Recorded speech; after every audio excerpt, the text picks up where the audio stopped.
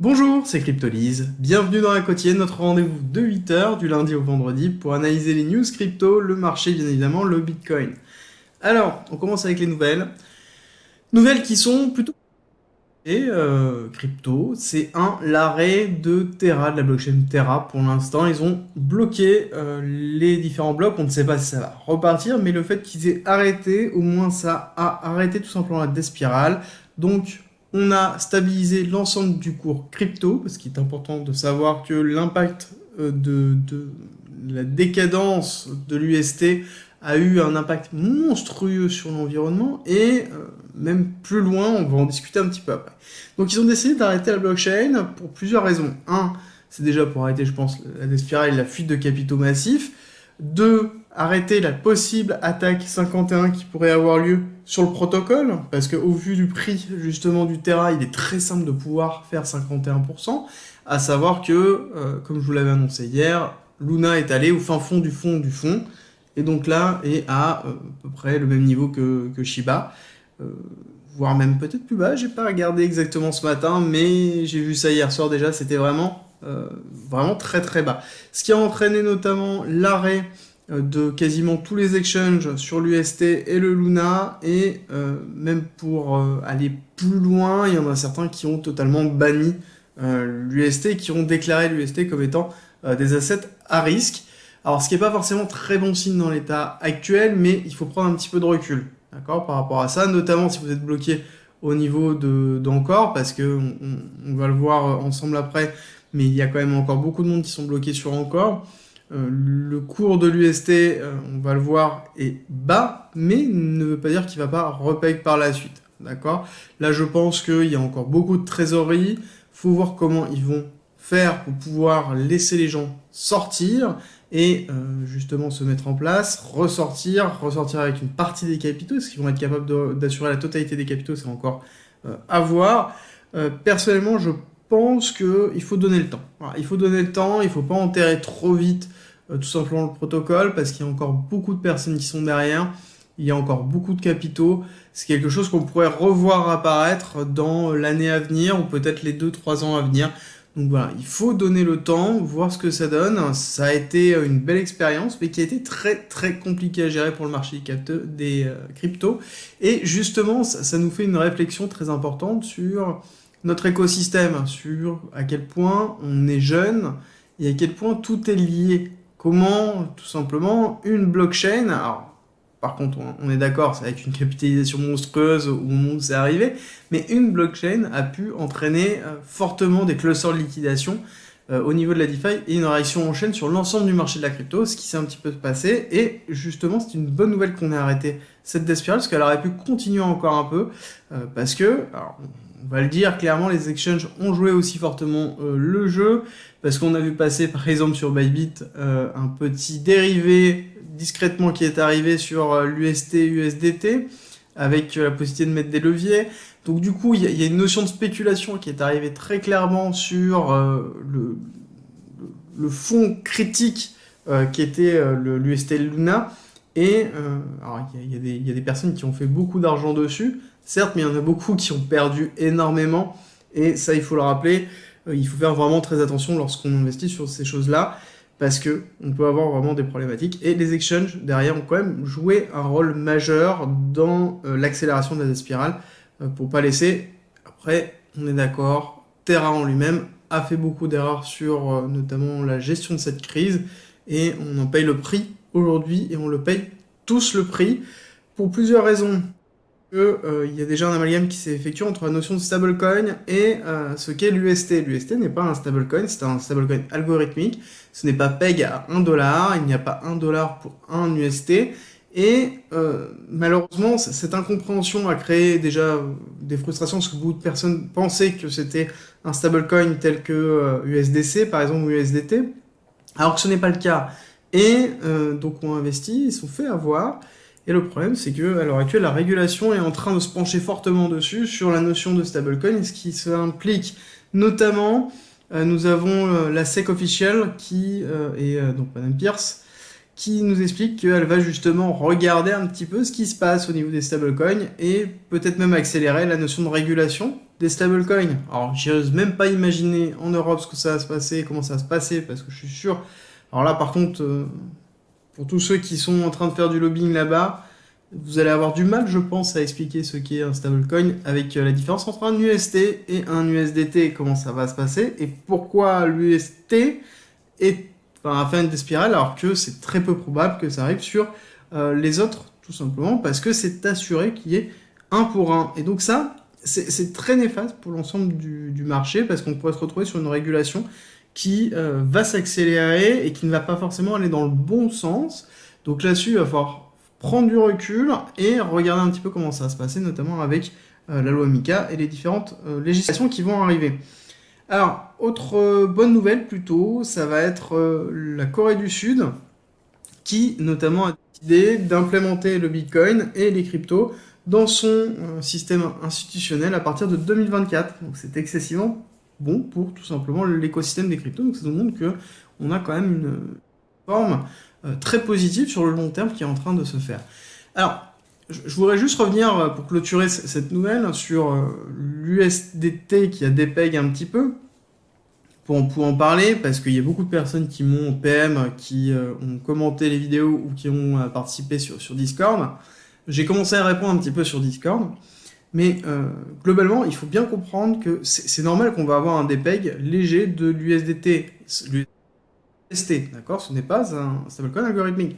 Ce n'est pas pareil. Et on ne va pas se retrouver sur la même complexité. Vous allez avoir un pour un, mais c'est normal que vous allez avoir un dépeg à un moment donné quand il y a des gros capitaux qui sortent. C'est comme toute monnaie, c'est comme toute paire de monnaies si vous avez fait un peu de Forex, vous comprenez le Forex. Quand vous avez des gros capitaux qui bougent, forcément vous allez avoir un cours qui va évoluer et donc un cours qui peut être positif ou négatif. Mais vous n'allez pas avoir des spirales parce que vous n'avez pas de mécanisme justement de compensation, parce que c'est un pour un point. C'est-à-dire qu'ils émettent un USDT ou un USDC quand il y a $1 en banque. Et ça, c'est vraiment très important à retenir. C'est que ça ne peut pas arriver à l'USDT. Vous pouvez avoir un dépeg suite à, globalement, une sortie massive de capitaux. Et ces sorties massives de capitaux ont eu lieu notamment avec la peur qu'il y a eu lors de la déspirade de l'UST. Peur qui a été juste massive, et les gens se sont dit, et c'est là où il y a une incompréhension, l'USDT est égal à l'UST, alors que c'est pas du tout le cas, et ça il faut vraiment le garder. Autre chose, c'est vu ce qui s'est passé au niveau de l'USDT, la peur des gens tout de suite, qu'il y a eu « Oh, on va dépeg l'USDT », non. Ça montre à quel point il y a une peur très forte de la disparition des cryptos et à quel point le marché en lui-même est jeune, est vraiment très jeune. L'émotion est très forte, c'est pour ça aussi qu'au niveau du Discord, je vous ai tout simplement mis une première vidéo sur la notion de psychologie, gérer l'émotion, parce que c'est dans ces moments-là où on ressent une émotion excessivement forte et qu'on a envie de faire des choses, on a envie de FOMO, on a envie de capituler, alors qu'il faut juste prendre du recul, prendre le temps, et c'est là où l'intérêt d'avoir une stratégie est importante. Voilà, je voulais juste vous dire là-dessus, la vidéo est toujours disponible dans le canal annonce du Discord, allez la regarder, je vous invite, ça va vous donner un petit peu de perspective, de prendre un petit peu de recul par rapport à tout ce qui s'est passé, et justement se refroidir.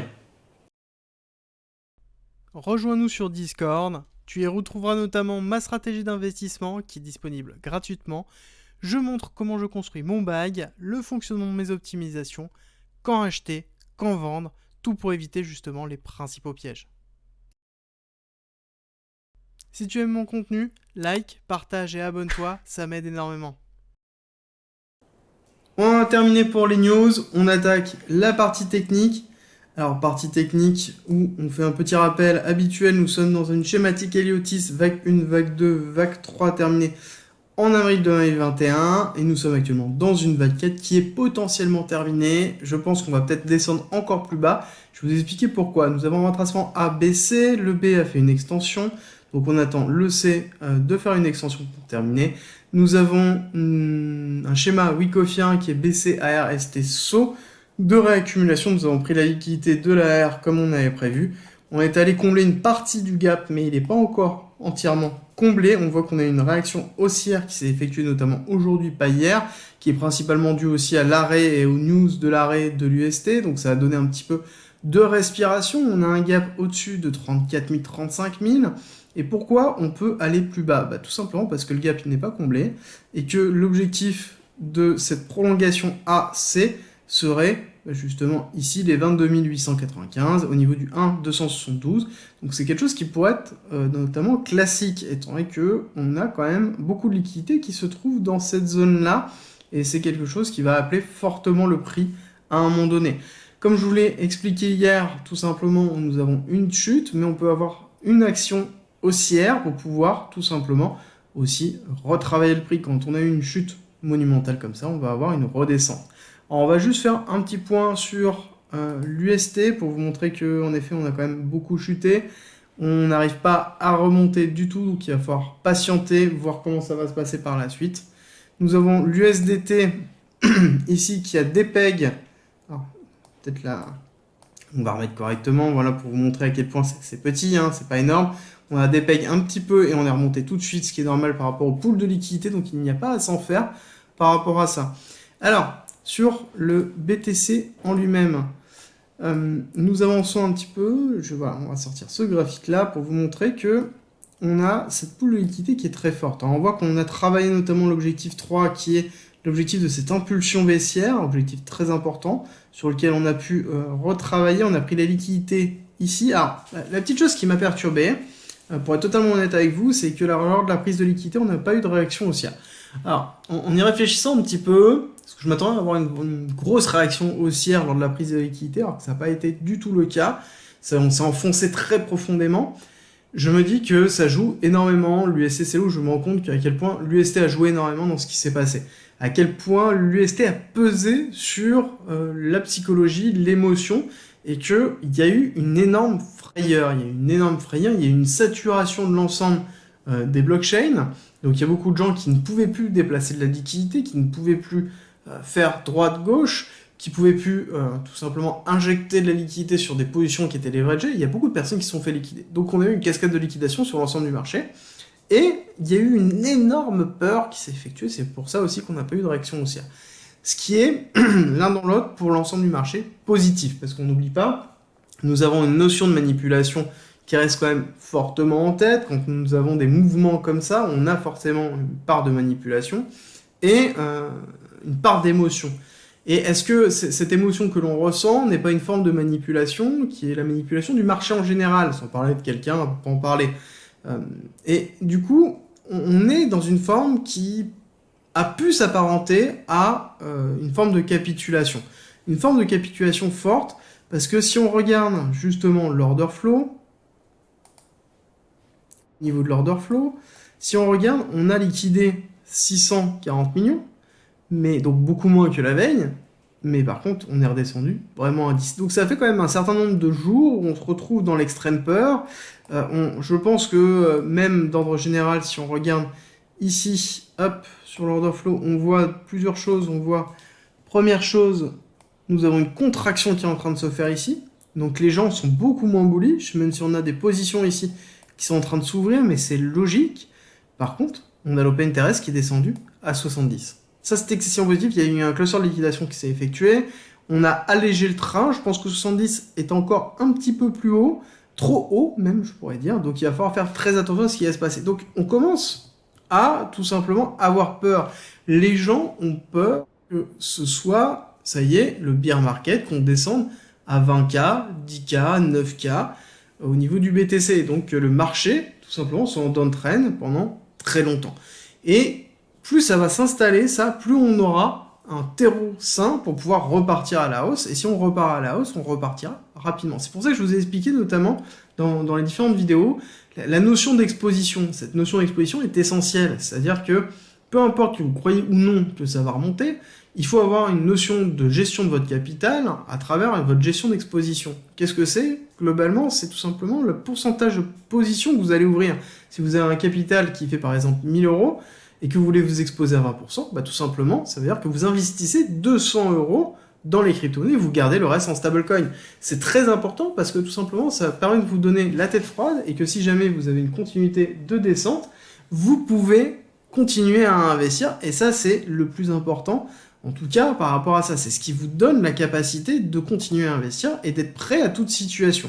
Donc voilà, là, c'est très important, c'est juste un petit récap de ça. Donc voilà, pour vous donner un ordre d'idée, on a quand même encore 1,7 milliard qui sont bloqués en UST à encore, et je pense qu'ils vont y rester pendant un certain temps. Bon, à voir comment ça va se dérouler par la suite. Je pense qu'on va mettre ça de côté, on va suivre les nouvelles de Terra et on verra justement l'impact que ça a. L'avantage, c'est que au moins le poids sur l'ensemble du marché va diminuer. On a derrière ici le marché en lui-même. Si on regarde, on voit qu'on est allé prendre la liquidité de cette zone-là.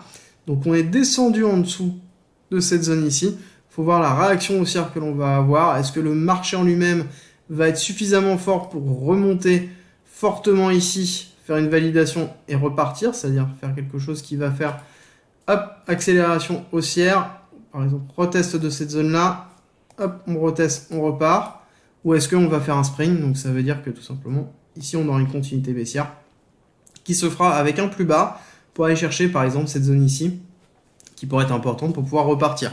Donc ça c'est l'ensemble du marché, normal qu'on ait chuté énormément parce qu'on n'oublie pas, Terra a totalement disparu, c'est même pas diminué, c'est a totalement disparu. Donc ça a fait un énorme trou dans l'écosystème et ça a entraîné un nombre de clusters de liquidation. Il y a beaucoup de liquidités qui sont sorties, beaucoup, ce qui a entraîné le dépeg notamment de l'USDT. Personnellement, j'ai réinjecté de l'argent parce que c'était le bon moment, étant donné qu'il y avait un dépeg, on avait un petit plus en USDT, donc c'était parfait. Mais du coup, il y a beaucoup de personnes qui ont peur et ça se sent énormément. Si on regarde un petit peu en vue 1 heure, mes objectifs, je vous ai expliqué qu'il y avait beaucoup de liquidités qui se trouvaient notamment à 26, parce que les gens ont peur. Oui, il y a beaucoup de liquidités qui se trouvent au niveau de 36, 30, 32, 34, 36, mais beaucoup de clusters de liquidation qui se trouvent en dessous de 24. D'accord, 26, 24, 22. Ici, nous avons des énormes poches de liquidités. Est-ce que c'est logique de faire une action haussière pour, comme je vous l'ai expliqué hier, incentiver une reprise haussière? Nous avons ici une divergence qui nous dit que globalement, on va avoir une reprise haussière. Est-ce que ça va être une petite reprise haussière ou est-ce qu'on va continuer à créer cette divergence avec un momentum qui va continuer à monter et un prix qui va continuer à descendre? Ça peut être aussi le cas. Mais dans tous les cas, je pense qu'on va avoir une réaction haussière pour pouvoir donner envie aux gens de se positionner en long. Donc il va falloir faire très attention et ne pas FOMO. Surtout pour moi, si on travaille cette zone des 34, enfin 33, 34, 36, il va falloir surveiller vraiment le prix, pour plusieurs raisons. C'est que là, nous avons ici un break haussier qui est en train de se faire. Donc break haussier en 1 heure, hein, c'est pas non plus...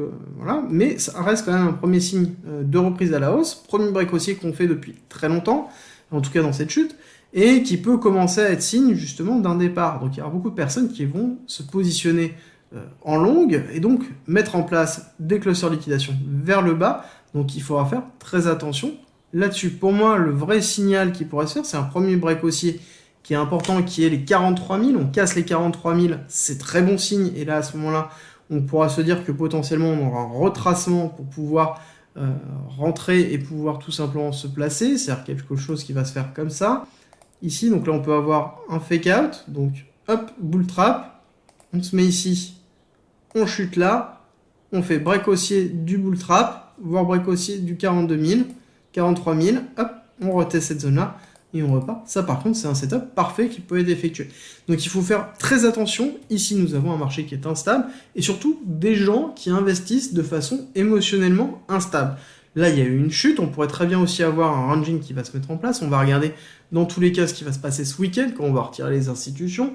On va voir le sentiment de marché des gens. Je vais de toute façon, dans tous les cas, demain, vous faire un récap un petit peu de ce qui s'est passé pour voir vraiment une vision globale. Mais pour moi, là, on va être dans une phase qui va être un petit peu haussière, voire potentiellement ranging. Il va falloir faire attention à ne pas se positionner en longue de façon trop sévère parce que tout simplement, nous pouvons avoir un retournement de situation pour faire un bull trap et ensuite piéger les gens parce que les personnes sont persuadées qu'on a terminé l'ultime frayeur. Il y a beaucoup de personnes qui achètent à l'heure actuelle, même si on commence à avoir une forme de communication plutôt négative dessus. Alors, on va terminer sur le Nasdaq. Nasdaq, très important, américain, avec les inflations. L'avantage, c'est que nous avons la BCE quand même qui commence à bouger, donc c'est positif. Négatif pour le marché, mais positif pour, en tout cas, les monnaies fiat, même si ça reste quand même minime. On voit qu'on a eu une réaction haussière aujourd'hui. On va faire attention. J'espère juste que maintenant qu'on a plus l'UST, si jamais on a une réaction haussière, on puisse suivre pour stabiliser le marché, remonter le marché un petit peu, parce qu'il est très fortement probable d'avoir une continuité baissière au niveau du Nasdaq sur la semaine prochaine, avec une target qui pourrait aller chercher notamment les 11 382, donc qui est le 1,618 de cette impulsion baissière, qui pourrait justement être signe de derrière un arrêt de la tendance avec une reprise à la hausse sur un retracement possible pour après potentiellement aller checker notamment les 10 000, chatouiller les 10 000, voir comment ça se passe. Pour moi, je pense qu'on va, une fois qu'on aura terminé cet objectif ici, avoir soit une phase de temporisation, soit une remontée qui va s'effectuer pour pouvoir reprendre un petit peu de souffle et ensuite redescendre. Ça va être possible. Donc demain, je vous fais un récapitulatif sur un petit peu ce qui s'est passé au niveau du PTC, de l'histoire de l'UST, l'histoire de l'USDT, ce qui s'est vraiment passé, en tout cas ce que l'on suppose. Je ne vais pas forcément aller dans la phase complotiste, mais je vais vous expliquer un petit peu tout ce qui s'est passé, ce que l'on sait, ce que l'on peut supposer, quel va être l'avenir de Terra Luna, quel va être l'avenir des crypto-monnaies, quel est mon avis par rapport à ça. Voilà, je vous fais un petit topo et je vous explique globalement moi quelle va être ma stratégie dans les mois à venir. Donc restez à l'affût, c'est demain et je vous dis à très vite. Merci d'être resté avec moi jusqu'au bout. Abonne-toi, partage si t'as aimé et rejoins-nous sur Discord. C'est avec plaisir qu'on t'accueillera. Et à très vite.